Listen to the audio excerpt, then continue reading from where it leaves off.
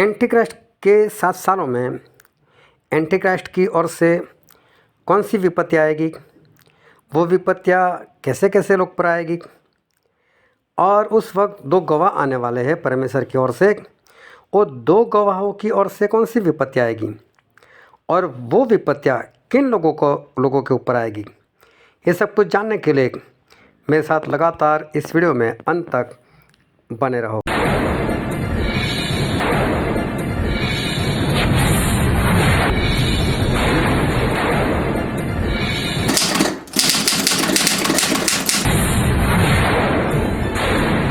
हम सबसे पहले देखेंगे कि एंटीक्राइस्ट मसीह का विरोधी है, उसकी ओर से कौन कौन सी विपत्ति आएगी। तो सबसे पहले जो विपत्ति आएगी हम उसके बारे में देखने के लिए जा रहे हैं। प्रकाशित वाक्य उसका अध्याय 13 वचन 7। और उसे यह अधिकार दिया गया कि पवित्र लोगों से लड़े और उन पर जय पाए, और उसे हर एक कुल, लोग और भाषा और जाति पर अधिकार दिया गया। ये जो मसीह का विरोधी है वो पवित्र लोगों से लड़ेगा और उनको जान से मार देगा। मसीह के विरोधी के राज में जो परमेश्वर के लोग हैं, जो परमेश्वर की आज्ञाकारी करते हैं, मसीह का विरोधी उनमें से कई लोगों को मार देगा, पर वो सारे स्वर्ग में ही जाएंगे और उन्हें कोई पीड़ा नहीं होगी।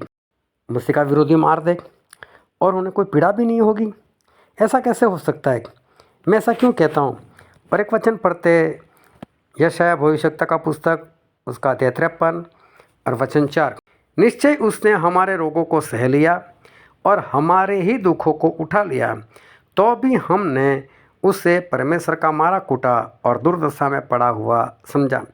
यहाँ पर लिखा है कि प्रभु यीशु ने हमारे दुखों को उठा लिया।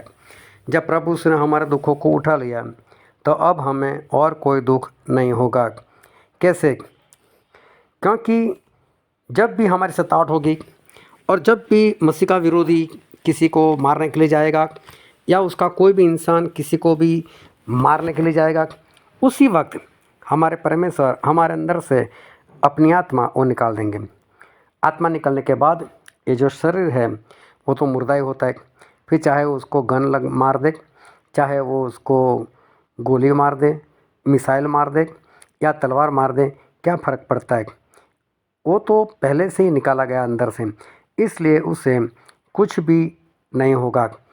मैं एक एग्जांपल देना चाहूँगा कि कुछ वक्त पहले जब उसामा बिन लादेन को मार दिया गया था और अमेरिका वालों ने जैसे उसके बारे में कहा था कि समुद्र में हमने उसकी डेड बॉडी को डाल दिया है, तब उसी जगह पर कुछ आतंकवादियों ने कुछ मसीह लोगों को मार दिया था और उसका वीडियो भी उन लोगों ने जाहिर किया था। जब मैंने उस वीडियो को उस वक्त देखा तो उन लोगों ने सभी की गर्दनों को छुरी से काट दिया था, लेकिन मैंने देखा कि कोई तड़प नहीं रहा था। तो जब मैंने देखा कोई तड़प नहीं रहा है तो फिर छुरी जब मारते हैं तो लोग तड़पते, तो मैं समझा कि ये वीडियो फेक है। लेकिन उसके बाद परमेश्वर की एक दासी थी और मुझे उनसे मिलना हुआ और उन्होंने एक बात बताई कि ये जो जिन लोगों को मार दिया गया उनके बारे में परमेश्वर ने मुझे पहले से बताया था और मुझे उनके बारे में विज़न हुआ था। मैंने बोला बताओ क्या विज़न हुआ था? तो उन्होंने मुझे बताया कि जब वो लोग छुरी मार रहे थे तो परमेश्वर ने उसी वक्त उनकी आत्मा अंदर से निकाल दी थी। मैं इतना खुश हो गया कि वो लोग सच में शहीद हो गए, लेकिन उनको मारने से पहले ही परमेश्वर ने उनकी आत्मा को निकाल दिया था। तो जब भी हमारे ऊपर ऐसी विपत्ति आएगी तो परमेश्वर हमारे आत्मा को निकाल देंगे, चाहे उसके बाद वो तलवार मारे। समझो कि माइक्रो सेकंड के अंदर ये काम हो जाएगा। जैसे ही किसी ने गोली मार दी, गोली हमारे शरीर में लगी, हमें कुछ दर्द हो, उससे पहले ही परमेश्वर आत्मा निकाल देंगे और हमें कोई भी दर्द नहीं होगा, तो हमें कोई भी डरने की ज़रूरत नहीं है। तो सबसे पहले मसीह के विरोधी की ओर से जो विपत्ति आएगी वो मसीह लोगों के लिए है, जो अच्छी तरह से मसीह में चलते उनके लिए, लेकिन परमेश्वर उनमें से उनको बचाएंगे, वो पवित्र लोगों को मार देगा। दूसरी विपत्ति है प्रकाशित वाक्य उसका अध्याय 13 और हम पढ़ेंगे 11 से लेकर 15 तक।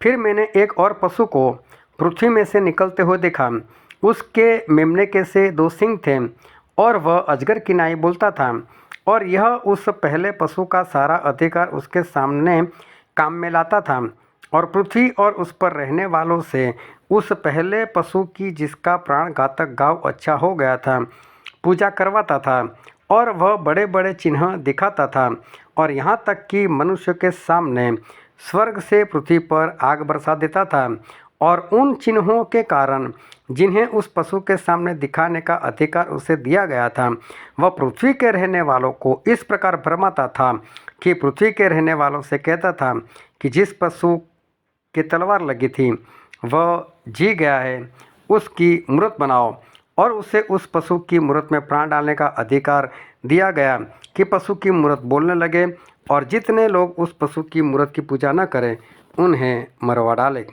देखो, दूसरी विपत्ति ऐसी आएगी कि मसीह का विरोधी जो है उसका साथी आएगा और वो भी चमत्कार करेगा और वो लोगों से ऐसा कहेगा कि मसीह का विरोधी जो है उसकी मूर्ति बनाओ और उसकी आराधना कराओ और वो मूर्ति में प्राण भी डालेगा और जो कोई उस मूर्ति की पूजा ना करे तो वो उसको मरवा डालेगा।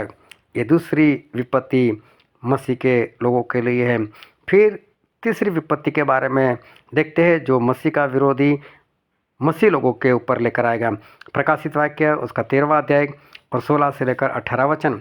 और उसने छोटे बड़े धनी कंगाल स्वतंत्र दास सबके दाहिने हाथ या उनके माथे पर एक एक छाप करा दी कि उसको छोड़ जिस पर छाप अर्थात उस पशु का नाम या उसके नाम का अंक हो और कोई लेन देन न कर सके। ज्ञान इसी में है, जिसे बुद्धि हो वह इस पशु का अंक जोड़ ले, क्योंकि मनुष्य का अंक है और उसका अंक 666 है। जो तीसरी विपत्ति ये मसीह का विरोधी लेकर आएगा वो क्या करेगा, अपनी एक मुहर लेकर आएगा, अपना एक निशान निकालेगा और जो कोई उस निशान को ना ले वो लेन देन नहीं कर पाएगा, मतलब जॉब नहीं कर पाएगा, कोई कारोबार नहीं कर पाएगा, सफ़र नहीं कर पाएगा, कहीं पर जा नहीं पाएगा, कहीं पर आ नहीं पाएगा, उसके पास से कोई ख़रीद नहीं पाएगा, उससे वो किसी से ख़रीद नहीं पाएगा, ऐसे हालात हो जाएंगे।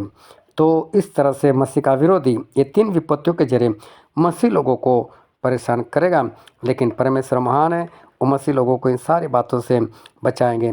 तो मसीह के विरोधी की ओर से ये 3 विपत्तियाँ आएगी जो मसीह लोग 100% सच्चाई से चलते हैं उन पर आएगी। अब हम आगे बढ़ते हैं और उस वक्त जो 2 गवाह आने वाले हैं उनकी ओर से कौन कौन सी विपत्ति आएगी उसके बारे में हम देखते हैं। और वो 2 गवाह कौन है, 2 गवाह क्यों आएंगे वो मैं आपको थोड़ा सा बता देना चाहता हूँ। वो 2 गवाह जो है वो है हनोक और एलिया। ज़्यादातर लोग ऐसा बोलते हैं हनोक और मूसा है, लेकिन मेरा ये वीडियो देख लेना, उससे आपको पता चल जाएगा कि एलिया तो है ही है, लेकिन साथ में हनोक है और मूसा नहीं है। ये दोनों इज़राइल में आएंगे और ये दोनों इज़राइल में इसलिए आएंगे क्योंकि जो मसीह का विरोधी इज़राइल से ही राज कर रहा था और वो जो इज़राइल से राज कर रहा था तो इज़राइल के लोगों ने भी उसके ऊपर विश्वास किया था, उन लोगों ने भी उसको अपना मसीहा मान लिया था। तो जब एलिया आएंगे तो इज़राइल वाले पहचान लेंगे ये तो हमारा एलिया है, ये तो हमारा भविष्यवक्ता है। वो लोग हनोक को भी पहचान लेंगे, ये तो हमारा भविष्यवक्ता है।